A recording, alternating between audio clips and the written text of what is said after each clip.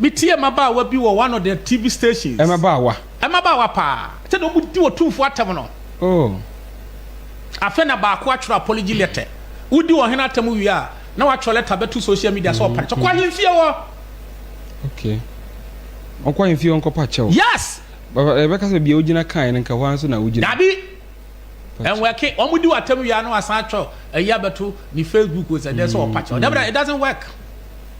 It doesn't work. Emaba wa bi pa o. Se do mu di otumfo atempa. Oh, emaya. O mu di otumfo awie na o makwa asantefo so asantefo aye den. Da bi asantefo aye den. Oni bone ne so ya Asanteni. Na quotation sa kan bi na mti. Pacho. Emi de pa. Ba kan. He. Asese Ghana ha na ye wo no. Wo ya Asanteni a it's a crime. Yeah. Obi ani ne tribe ofiri mu. Obi a. Na yesi ye beka no kora wo ye mamu ha. Opanipa, wo mo ye just. One more honest, one more bias, a Asantefo. General Champion, no, Asanteni, not Asantefo, a solitary. I don't know one cassa yet, and he's sabin prediasa. Do a baby a support. And Asantefo, a solitary General Champion, and so no Asanteni. No, correct. Abra Liman, former President Liman, almost less, no one Vitos in the contest here. Vitos no Asanteni. No one Asanteni. Asantefo na nto amaliman. Yeah, what to amaliman? One more to maliman. Enne President Akufuado. Ni vote do na free Kumasi, en free Asantema. Ada na Asantefo ne nka se wo ye achimu ni ntia ntoma no. Eso they voted for President Akufuado. Yeah. Enne na Asanteni ka ho. Opani ala nchamate wanya Asanteni. Oya Asanteni pa. Asanteni. Ada na Asantefo no everybody omu vote for your friend say Dr. Baumia. But Baumia ne Mahama. Asantefo ne nche omu vote mu bi ne ha bi ni ha. Ada na omu nka so omu nyina kodi alanchi. No na ya Asanteni. BBC report o se Ghana ha ope tribe wa omu nya yiyimu a ya Asantefo. Me pafo ni kire Kumasi Baba Yara Sports Stadium. Baba Yara Sports Stadium. Baba Yara o ya Asanteni. Wo free mampa na o free Jabe. Enso Asantefo ankasa se ye de omo stadium no to Baba Yara. Enso nkana ha. Ye de to ohini jan. Omo pene ye. So man pene. Said they will never allow that. Enso Asantefo ankasa. Your first name for no ohini jan sports stadium, right? Yes. Akra for na pene. So when we found stadium we see o masa so metutwini. Enso Asantefo ankasa. Baba Yara Sports Stadium. Yeah, okay, some more. And I'm not too many Asantefo. Hey, we are all going to join the war. Yanemo pa. David is annoying. But say to for say Omunja nya de papa. Omunya ya. Ye be face womo. Won face obetufu. Obi abeja. Who say ya. There be wafutu na powerful. What is one miracle aho. And then uko social media na as if it's a crime so by Asanteni. Trouble ben Asantefo hate to omo Ghana. Ye wole go come our fall katachi say ye ya your friend is say power night obi ano ye banda bi a power night no toli beauty contest me man dress say ma wo na stages ni na swimming costume be hye ne ade na ye be your interview ne de keka ho hwe me na me ye MC me ye power night MC from 1992 okay every school 96 esa ye ya be see 2014 hey ana me jaye ana woche afena nkwala na so mu ade ntimi me kwa me feel comfortable na man si hobby okay ye ya power night na me je mic ya metimi huru trouble bi o Ghana ha me peke ewes no dem de be huru o mo ma peke gas na me kosirem me peke no me wi an ma tie si asatefo na nkasa so obi abumfu obi asere kwak sana Asantefo bi ne mote ebo o ye huro ana de me country as an individual bi no ka sem bi tia ebi a wa trouble bi a o ka ne keke openi pe do other tribes wo Ghana ha ya Asantefo okay mo ka ne kura na munya asa mo keka no obi twifo na Asantefo na ehuna ma no twifo tufo na ehuna what is that wa baba wa ya betna TV no so a udi otufo atem no o papa contribution to Ghana any say won sama wo kan nyina so emfa kwan say gold wo Ghana ha nyina yo otufo de so ntimi fan develop Asantenii say Genesis won mo ngoma resources na shasa as me ya hwan dia ya bandia region bia resources in the shasta say you go say ya bandia wa bon tifte de oka ya bandia say a gold you Ghana hey na you tune for there na won fan develop Ghana chese mo mini asante for ha ya mpene da o mini nim na wonim de oka entina ana me pe wasam na katachi wo nam hoyi obeso obekọ akodi di trouble bi atam se minim de make anti menya sa oni wayira yadwuma mu ha ye wo no enye different tribe ni bebre den na mo ma santefo bresa onim de woka mama santefo bresa obi astream mic asantini asantefo aye den na santefo ni bi so aye nya atwom obi di watam amu nyina mo be ye ward no come together and fight those people and stop hypocrisy na mo ye ho no eso mo ye ward ho da bi sade no ya na korokoro a wo monte a say ya fire to fire debi see o level baby ade ne fa na yi na ebeko me de fa he say the two for na powerful me bo asa fu ade afu ya nya obunfu yi ada bi o otumfo hoyi yeah hwe contribution otumfo ya magana mon kan no kore ena no call central region o musika say is it 5 billion 5 billion no de ama eno de amon kan na me hu ade bi wo eno de ama hu ohen kese ho wono wonyina se yento no so abagana ha o enso Ghana election do wono ye busy pa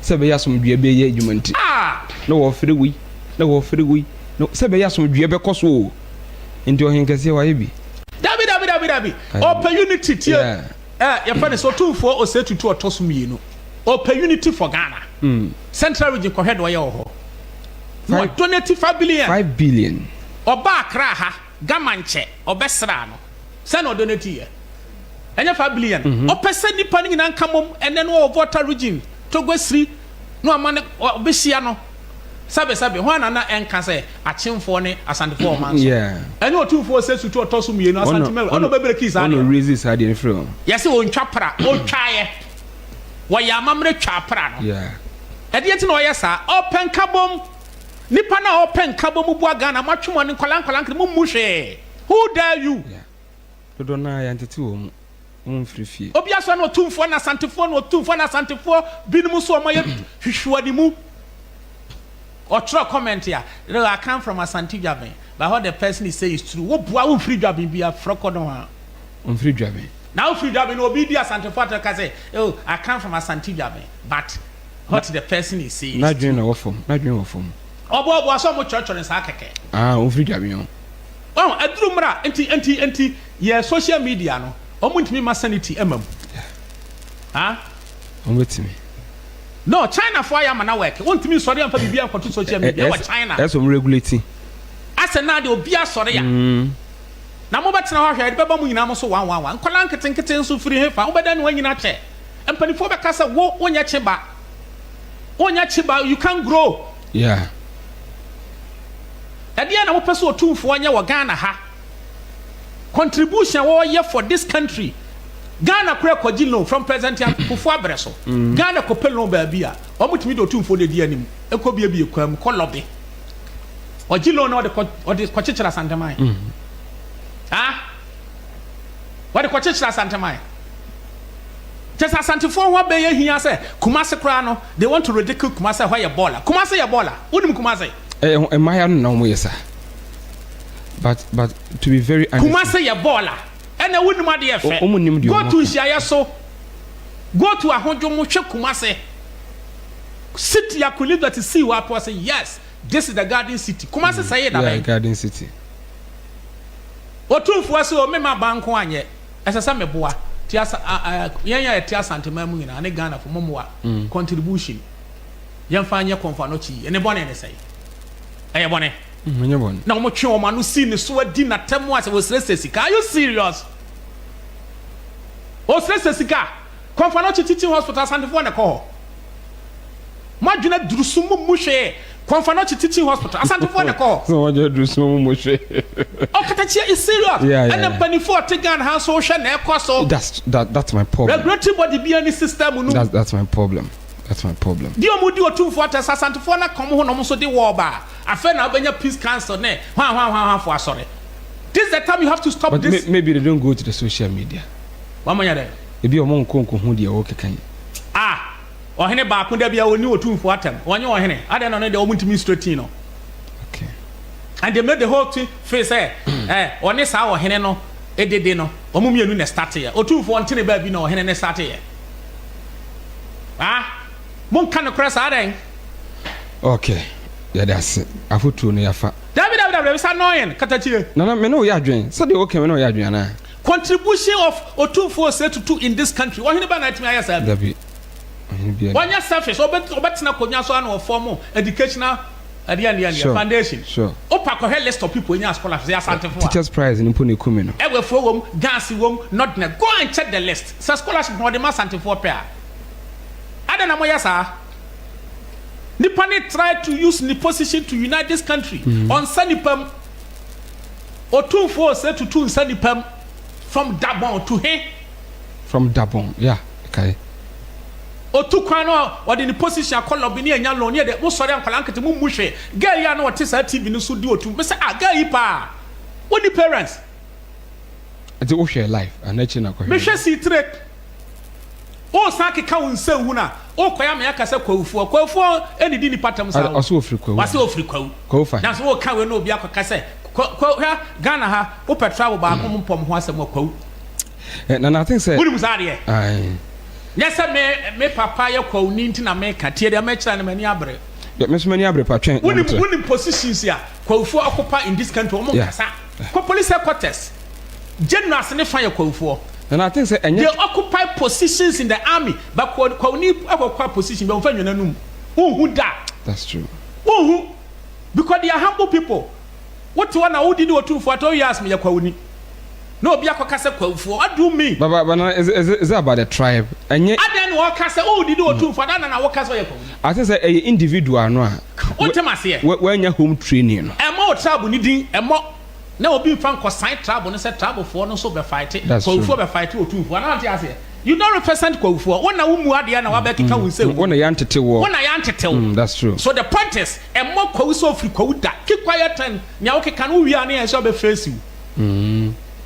of course always Ghana for the woman who na dey no ka say afedi kwawuo so be fight otu kwawuo fight otu for da be no way kwawuo be fight otu for kwa be so e dey nsewuru no na baba wa no cheche won sem aka bia so nko bugu ya ma ahun say omo mislead youth no and youth no social media na no mu nyina ahwe ti no makoye say eye norm so be di panimu ata so ade ne de norm me bebre wo mo obi wa broche di panimu ata ma kire say wa fa ne ho na brofo na nkasa mu kwa mo respecting panifo abrofo na brofo mu mfra broche mesene nko manhia da nkoche otufo nkotokoto na okwa broche na wa wie okwa broche na brabo che se wa wie ama I know they say deception they deceive young guys no akwa bia o ma be miensa e wo yere watimi asidan Ghana ha ai na wo we nampa oh okay o we nam terrible ana ni kidnap faili nti on yere ne mane hu say ba bia du de da be ko ntomo start say need down papers any ade obi na no a dan wa ton